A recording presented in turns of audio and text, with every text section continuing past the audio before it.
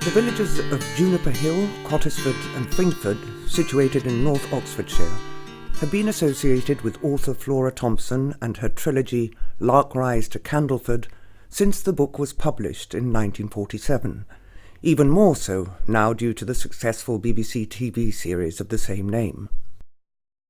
Flora was born to Albert and Emma Timms on the 5th of December 1876 in Juniper Hill, which she later rechristened in her books as Lark Rise.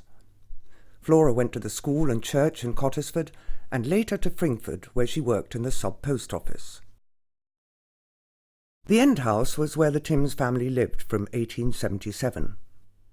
The house would have been much smaller in those days, and with large families as the norm, it would have been very cramped, to say the least. The Timms had 8 children, of whom 4 died very young, but there would have been 6 children living in the house at one time. One of the well-known characters from the book was Queenie, and she lived here with her husband, Twister Macy. Queenie in particular was a great attraction to the children, as she was a lace-maker and beekeeper. Sugar was very expensive in those days, so keeping bees for their honey was very common. There is a wonderful section in the book talking about her tanging the bees. This involved pursuing the swarm when it rose whilst banging a spoon on a coal shovel. She said that this was to ensure that the bees settled in her garden and that she had a legal right to them. The village of Cottisford, Flora's Fordlow, lies about a mile south of Juniper Hill. This is where Flora went to school and to church each Sunday. The little church of St. Mary's dates from the 13th century and was much restored in 1861. This is where Flora would have come with her brother Edwin every Sunday. They would sit here, where there is now a plaque to Flora and a memorial to those who died in the First World War. At the bottom of the list is Edwin Timms, who was killed at the Battle of Somme in 1916. The church is well loved and tended by the villagers and has become a place of pilgrimage for lovers of Lark to Candleford. Cottisford School was built at the crossroads and opened in 1856 to cater for about 45 pupils and 1 teacher. The school consisted of 1 large classroom and was only heated by a small stove, so must have been pretty cold in the winter.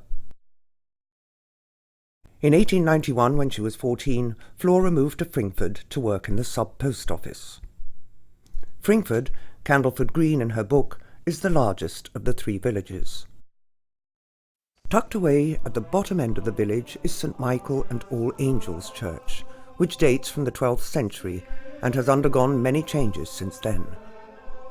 The church was largely rebuilt in the 19th century, and in 1831 the present stone tower was built to replace the wooden one. The beautiful pew ends were individually carved after the First World War by a local man, Charlie Freeman, who lived on the green. Another local man, John Rogers, who was a carpenter, built the fine casing for the organ. The 2 gargoyles on the pillars date from the 14th century. They show the men making faces at the women, probably a stonemason's idea of humour. The plaque on the wall commemorates Flora's time in the village and was unveiled in 2010 by actress Linda Bassett, who played Queenie in the BBC series. John Whitton was the postmaster and blacksmith. He was an excellent craftsman and made the gates to the churchyard. You can still see his name on the latch. John had died shortly before Flora arrived at the sub-post office. John's wife, Keziah, Dorcas Lane in the TV series, took over both businesses, which was most unusual at the time. As Flora later wrote, Mrs. Whitton had the most observant eye and the keenest brain of anyone I have ever known. Keziah was a rather large lady, some 18 stone, and when she died in 1898, she was in a bedroom upstairs, and given her size, it was found impossible to take her down the narrow stairs. This meant that the window had to be taken out so the coffin could be lowered down a ladder.